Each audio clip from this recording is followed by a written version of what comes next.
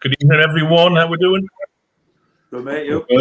Good. Just well, Matty, Adam, and Jordan from the representative clubs, and obviously Matty's our official for the evening, who brought along. He's got Saturday's agenda. He's in the middle of the park for the North East Rugby League final. So, big game this weekend, Matty. What's your thoughts? Yeah, it's one that I'm really looking forward to. Both two very good teams, and a big game that I can get stuck into. Just running with it, going with how the game goes, and I'm excited, ready to go. I think we'll stick with you for a bit, Matty. I mean, you've got a bit of a path within rugby league already. I don't know if it's worth kind of going through how you got into refereeing, because you've kind of shot through the ranks a little bit.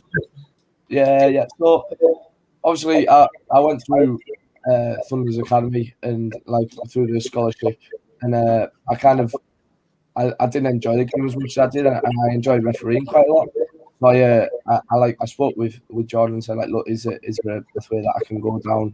And there's been a lot of people who take me on board, and I've gone through quite quickly. So I've refereed NCL this year. I've touched Judge League One. I'm reserve ref on championship games, and it's going really well. It's looking at a bright future, and I'm excited for what's to come. So how old are you now, Matty? I'm 18. 18. You've managed to get into the League One scene already. I have indeed, yeah. Yeah, and are you getting plenty of? I think it's worth touching upon anyone who's listening who might be considering the refereeing. The benefits of it. Oh, definitely, yeah. It's you get experience, whether it's community game refereeing, under 10s, under 12s, all the way up to whatever level you can go. It's the world's your oyster when you're refereeing. You can go as little as you want or as far as you want. It's your own ball game, whether you want to go there or not. For me, I want to make a career of it. I want to go through the ranks and hopefully be refereeing Super League in a few years' time. Brilliant. So before all that, you've got a huge peak to your career so far this Saturday when you take the middle of the park for the Jarrow, I suppose the pinnacle of the season for the North East Rugby League open age scene. Wallsend and Carrick were pipped last week, and I think I wouldn't say pipped, and were beaten by Jarrow and Cramlington respectively. What do you think the game's going to be like this weekend, Matty? Oh, I think it's going to be an arm wrestle. It's going to be one where it's a big game for both clubs. They're both done really well this season. They're both wanting it, like Cramlington are wanting to win both trophies this year, and Jarrow wanting to stop them. And it's been great. Like I refereed the semi-final last week, and it was a great game. Like the scoreline didn't represent how good the game was. Both teams were in completely, and just Cramlington capitalised on their mistakes, and I'm sure Jarrow did exactly the same. Two very experienced teams in the game. Right, good stuff. Lads, I'm just dropping you, Adam, probably you first, just to kind of how you can sum the season up so far and what this weekend's going to mean to the lads at Jarrow. Yeah, I think we had to do it the tough way, I think. Because there's an odd number of teams in the league, we had our bye week 1. Then we went away to Catterick and were probably a little bit undercooked. So we got beat in the first round of fixtures. But then in the league, we've not lost since. I think we've got a lot of new faces this year. I think it's taken time for sort of combinations to come together. We picked up a few injuries early in the season, but we're gathering momentum. And I know James was on last week, and he said we haven't put in an 80-minute performance yet, and I think that still is true. So we've kind of got one more chance to do that, and hopefully that's going to be Saturday. Good stuff. The boys are prepared for it. So we trained well last night. There's no reason why. There's no excuses now. You know, it's the big day. It's good stuff.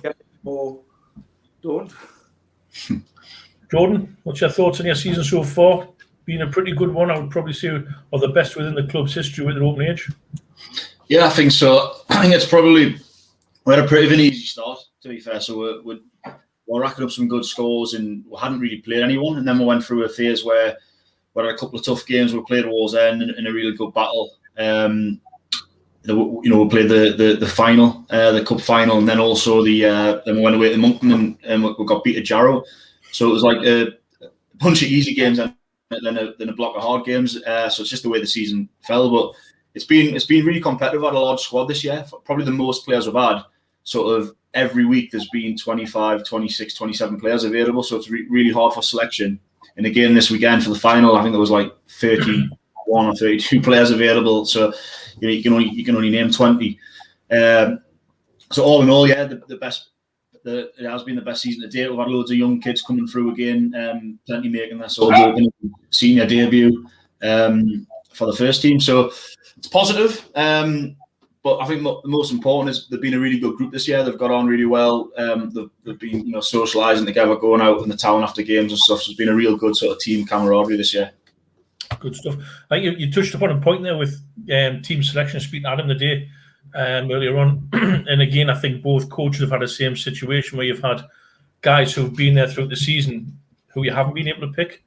And I know you had the same situation in the final, in the cup final, Jordan. And again, Adam, you've got that many to choose from, which is great. The attitude from the lads who haven't been picked, Adam, we touched upon it this afternoon. We were talking. Be interesting again. Your opinion. Those lads stood up at training last night, played their part in the role. I think that's a testament to the club and the buy into the club that they've actually got on board. Still, they're not playing. They know they're not playing. There might be a stand-in or reserve, but they've still gone out and trained to make sure the opposition and deliver training to a high standard. I suppose speaks volumes for yourselves. Yeah, mate. Like Jordan just said, we had over 30 available, and we actually had 26 at training last night. So we were able to do 13v13 for some, and those that weren't going to be involved were told at the start of the session, and it didn't change how the conduct was. So it would have been entirely understandable if some of the managers went, "Look, I'm away. I don't want to hang around," or even just putting sort of a mediocre effort in. But everybody understood the importance that they've all played a part in getting us to where we are. Unfortunately, there's a number of people who can be involved on the day, but that doesn't take away from the effort and the commitment that they've shown throughout. We are fortunate enough to lift the trophy on Saturday. Every single one of those players that's pulled a shirt on this year has played a part in that. Good. Yeah, good job. Jordan, what about your boys? I mean, from my point of view personally, it's a culture thing driven by standards. I've been at clubs where lads haven't got the game. They've got a sense of entitlement. A lot of lads, they turn up, they think that is the lads. Have you seen anything like that, Jordan? Or you just been, the lads have been on board? No, I think in the most part, everyone's been on board with it. They know it's hard, but people have played. There's been plenty of games, this season, and everyone's had a good amount of games. We've had a couple of second team games in there as well. Would like to get more next season. Probably run a second team if possible. But in these games, you can only name, it used to be 17, but you can only name 20 players. And it was the same in the cup final. There was disappointed people. Probably did it the wrong way in the cup. Named 23 and then let three down on the day of the game. That probably didn't work out the greatest from my point of view. So we've done it a bit differently this year and give them notice. So and there was a couple of players one in particular that didn't get selected for the cup final and then absolutely tore it up last week and give us he forces into selection to make sure he's in the squad, and that's great. That's a great response. So that's what you want to see. Like, there's plenty of competition for places, but it's two cracking sides by the looks of it. Oh, good. Question was asked you the other week about playing a final at Kingston Park. Does it mean anything? My response is that the lads would probably play on a car park in Aldi as long as they got at each other. I think what we're going to expect this weekend is a competitive game from the two best teams now that are in the competition. It's going to be tough. I think personally there's a lot of, and I've looked at the team list. I don't know if it's been sent out, but there's areas that I'm really keen to just have a quick chat with you about. One being the Master against the Apprentice and Jason Payne against Chris Parker. Two very good, capable players who will dictate. Payne at the weekend just dictated things, was smart, clever, got lads on the pitch. Chris Parker has that enthusiasm. He's got that ability, that skill set. It's going to be an interesting one. So, Adam, I'll throw it to you in terms of what Payne brings to you, and then also to you, Jordan, what Chris Parker brings. It's a funny one with Payne because obviously coaching the university with him for years, there's a lot of the uni boys are involved with Cramlington this year. So when we actually played them in the league, Payne got a bit of stick. Nothing he didn't deserve. He actually scored a hat-trick that day and got man of the match. He was up for it. I mean, 3 tries for a total of about 3.5 yards. And one of them was dubious whether it was even a try. But, Jason's been around forever and he's got that experience. He's going to become a little bit of a target, and that's fine because when he starts to that, as captain, he leads the rest of the boys, and he's been really, really good for us having his experience around the boys because there's a lot of new players. I don't necessarily think Chris or Jason will decide who wins the game, but I think they'll play a big part in it. Just having the experience and that control. So, yeah, Payne will be up for it. I know he will. He'll probably carry the ball more times than he's carried all season. And he'll certainly get a bit of Adam from Crammy, I would imagine. Good lad. Chris Parker, Jordan, back on the scene at the amateur level. He's playing very well, controls the game, kicks very well. What's he going to bring you this weekend? Yeah, he just brings that stability, the smartness.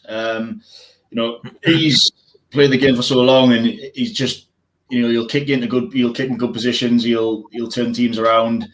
He knows the game like the back of his hand. So when he doesn't play, the team can get, I suppose, a bit caught up in it at times and find itself a bit lost. So Chris can bring it back to a game plan that we've been working on and just, I suppose, focus back on that. So, yeah, really strong. And, when he gets his hands on the ball, like he's a threat. He's a massive threat. Right, next one for you. Another one to go at, which I've picked up, is Mozza against Sandy Ray, which I think is going to be fantastic. Andy Morrick just has been here for over a day. He's stepped up leagues, he's studied, he's played at the levels he wants to play it, and he's played them very comfortably, whether that be at Thunder or whether that be away at Storm. And you've got Sandy, who's been away, played at a good level, fit young lad. Again, experience in Mozza, enthusiasm, but also with that experience in the I think it's going to be a physical contest for them too. And I think it'll dictate an awful lot of the game as well. Yeah, I think it's important for us, certainly. Mozza's experience is tremendous. 37-year-old. But I think it's something to do with those ginger genes because it seems to be evergreen. Greg Newlands is the same. Yeah, Mozza, he likes the physical side of the game. As he's getting older, he's becoming more and more physical. And I think his experience in the middle of the park helps massively. Unfortunately, we've lost James McGurk. He's had surgery on his thumb today. He injured it last week, so he's obviously a massive loss. James probably been player all year. So Mozza's stepping into the, big shoes to fill, but he's more than capable of doing it. He's been, like I say, Keith, he's been around forever. And I think whilst he might not have the same enthusiasm as what Sandy has, certainly got loads of experience and knows how to handle those big occasions. So he's certainly going to be one that I'm not going to set an example. I'm looking forward to that. Sandy Ray Jordan, again, a lad who he's come through the ranks. He's went and proven himself abroad. He's done really well. He's back in the area now. Someone with a bit of enthusiasm. Always has a smile on his face for some strange reason with his he's clobbering someone. He's walking down the street. He's always got a smile on his face. What's he brought to you this season? Oh, just massive energy. You know, the spells he puts on the field, he's 100% all the time. So he'll give us a lot of energy. I think, you know, just touching on what Adam was saying there, like Mozza's quality, like he's one of the best players around, and he has been for a long time. So, you know, to match that, we've just got to try and out-infuse them. And you know, and I suppose make a count that he's 37. You know, you've got to keep him going. So, but Sandy will do that. You know, Sandy will run all day, and he's passionate, and he can defend as well. You know, he can defend, but he can also, whilst he's a middle, he's got a bit of play in him as well. He's a skillful kid. I think he's, you know, up through the junior system. He was like halfback for most of it, I think, growing up. But yeah, he's just bags of energy. Last one. Two favourite individuals in a fashion. Not much behind the eyes with both of them. Michael Mitch, and Ben Dalton. Just absolute physical. Love the contact. Phenomenal players. You know, Adam, I'll start with you. With Ben, he's come along. He's added quite a bit to the, no doubt, off the field shenanigans, but also on the field. Yeah, he played back row last week against Wallsend, and I thought he was outstanding. He's played a lot of centre this year for us. And I think the thing with Benji is the kid's a freak. Like, he's just so aggressive and physical. Like, I don't even think he fully understands what he's doing a lot of the time. And that's probably what makes him as dangerous as what he is. If I asked him to just run the ball hard and straight, regardless of who was standing in front of him, he would do it. And he's more than happy to stick his head in front of anybody who comes his way. So I think it is going to be a big physical clash. Benji versus Mitch, neither one of them moves sideways particularly well, but that's okay. So yeah, I'm looking forward to seeing them go. Rumour has it, you know, Ben Dalton used to practice his tackling on the 306 bus on the Coast Road. That's truthful, that, you know. Well, one of the lads said it was. Mitch, Jordan, phenomenal lad, tough kid. You'd be known to the Jarrow lads. Great character off the field. Again, same as Ben, a little bit tapped. What does he bring to you, lads?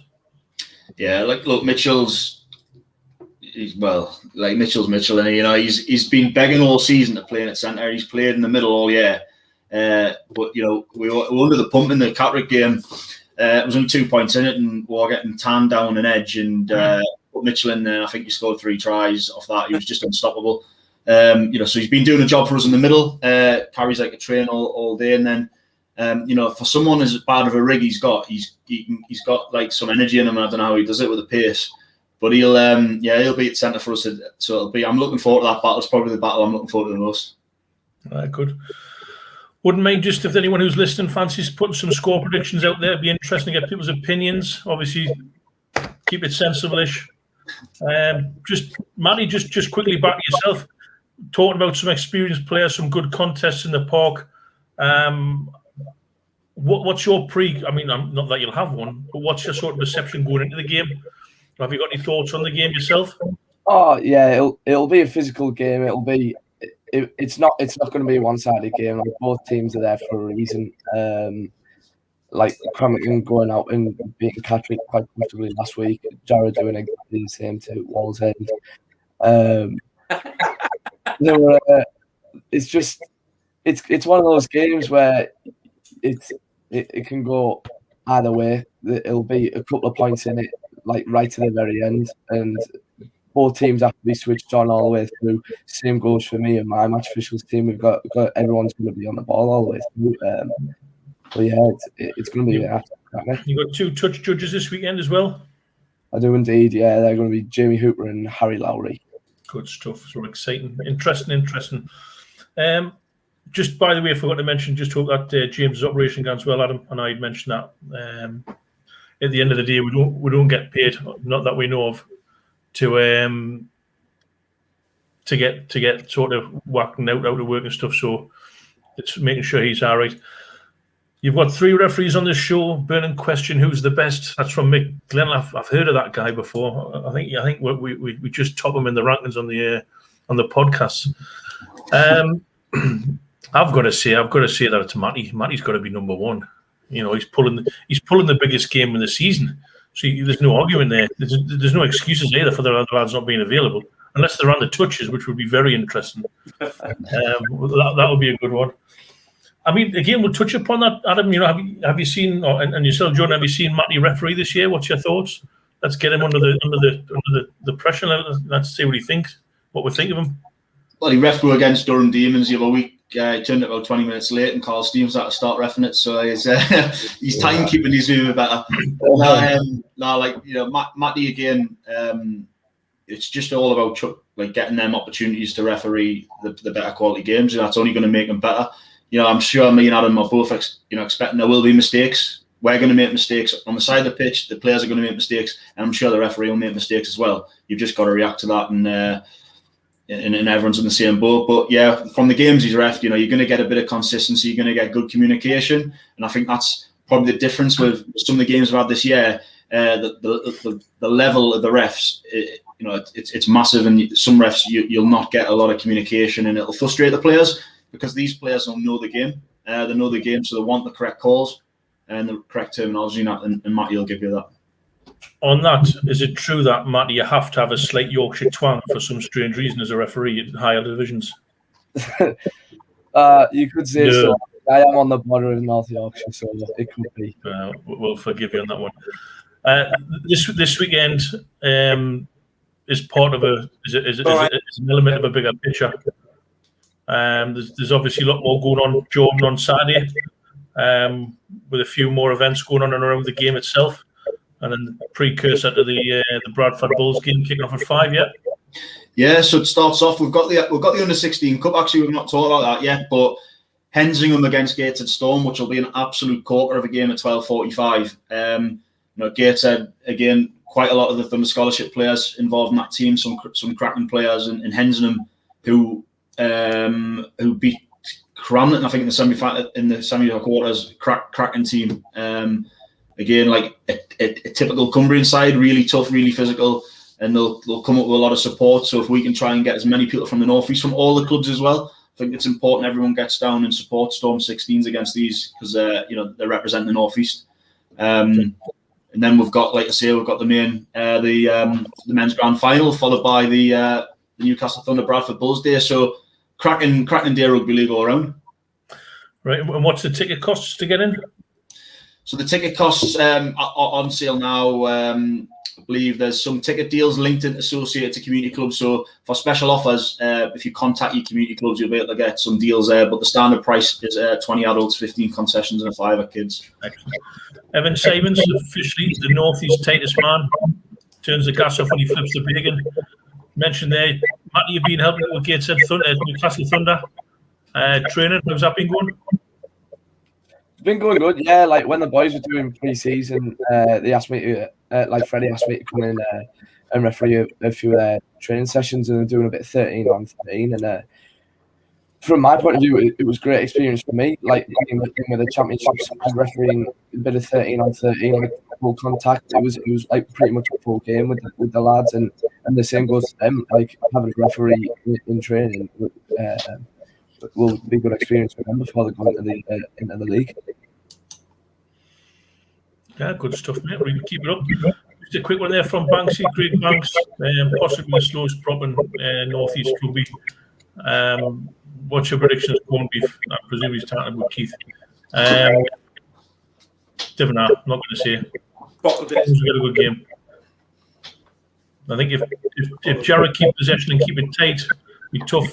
And get up the back, like they're capable of doing, they'll make it tough for Jarrow, but I think it's going to be a close one regardless. No one likes to lose a final.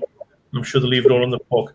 I think the added well, just on that, I think the added one, if it goes like previous years, you don't just win the grand final, you qualify for the Challenge Cup, and I think that's been a big one for clubs, and it would certainly be a big one for us. Like, would love to participate in the Challenge Cup, and I'm sure Adam would as well. So that's a massive prize. Definitely. Just nip on to Thunder for a little bit, Jordan. We've got York City Nights coming up, the Friday nights game before the Magic weekend. Tickets on sale? Yeah, so tickets will go on. Well, tickets on sale now. It's going to be a massive party night, so it's a Kickstarter Magic weekend. We're going to have a beer keller event on before the game. So in the West Stand, there'll be the sort of German band and all that sort of stuff. So that'll be on, and that'll be on before the game, at half time, and after the game for a couple of hours as well. So it'll be a full sort of party atmosphere. Jonesy's actually putting an ill-fitting Lederhosen on and be dancing around, which is something to. It was riding up his bum a little bit last time, but apparently he's lost a couple of stones, so he's going to be all right with that. But no, that's gonna be a great start, and then you've got well, it's actually back-to-back games. We've got London Broncos the week after as well, so there's plenty of home games coming up for anyone wanting to get involved. Get in touch with the club to find out the ticket deals. Brilliant. Obviously, Mick will be on the All League app. It'll be promoted via the stream, so you can watch it online. Mick done the grand final the cup final a few weeks ago. Really good, come across really well. Jordan, I know, and Adam, you've got a preview interview with them, or you've had an interview with them, which should be getting shown. There'll be some stuff on the, because I think that's as well with being on the hourly. I mean, I thought Mick Gledhill done a great job of streaming the game in the cup final. It was just done on his phone and with him commentating live on Facebook. It actually had over 7,000 people watching it and have watched it since, which is an awesome number. But this one is a 2-camera setup. You know, Mick Gledhill and Chris Hood commentating. You know, it's a great experience for the fellas, because after the game, you know, you can download the match and they've got that. I think it's going out live on Twitch as well, so you always get good viewership when it goes out on there. So there's no Sky game and there's no Rugby League Live at that time, so we're the only game in the country for the sport. So I would just encourage anybody to watch what North East Rugby League's got to offer. Smashing. Just to close it up then, Matty, I cannot ask you the score prediction because you might dictate it. Adam, are you prepared to give us a one? Be very, very honest as well. Realistic will be 32-24, Jarrow. Jordan? You know, I think there'll be one score in it. I think there'll be 4-6 points in it. As long as it doesn't go to golden point and we have to delay the next game. No, there's not going to be a lot in it. I can't tell you who's going to win. I'm confident. Of course, we're always confident. We've trained well. We've been playing well. But it's a final, so form goes out the window. Good stuff. The lads feel all right at training last night, Adam? Everyone up for it? Yeah, real good. Real good energy around this. Good stuff. Squad lists are up. Couple of changes from last week, Adam. Yeah, mate. There's coming back in from injury. Obviously, we lost James McGurk to injury. We had a couple of people who were away. So we're fortunate enough to recall Phil Wall and Andy Morris, who, again, like I said before, their experience is going to be really invaluable. Paul Evans is back in the squad, and Paul's just really robust and full of energy. Loves to defend, which is rare for an outside back. So yeah, confident with the 20 that we've gone with. Like I say, some people have to out, and probably the hardest thing I've ever had to do, but that's the work that the fellas have put in this year. The team didn't pick itself. Yeah, strong squad. Jordan, Mike Mitchell in the centres there. Yeah. I think there's a bit of consistency in that squad as well. Like Capo fullbacks, he's been there the full season playing there. That half-back pair partnership's been solid. But you know, there's bags of talent in all the squads. You look at that. You look at the pack there, and there's the back rows: Jack Allen, Jack Tate. A lot of energy there. A lot of strength. So there's good matchups all over the park. A lot of good battles there. It should be important. Very good. Right. Well, I think we're just about to close it up there. Matty, thanks very much, pal. Not a problem. Thanks as well. Your career obviously invested a lot of time. You know, you obviously seem to be on the right path, doing the right thing. Keep it going, bud. Gents, both of you wish you sincerely good luck to both teams. I'm impartial. I'll be up there to watch. So, I think it'll be a cracking day, a cracking event. Get as many people as we can down there supporting the clubs, and I hope it's a fantastic day for everyone. So, do wish us all the best, men.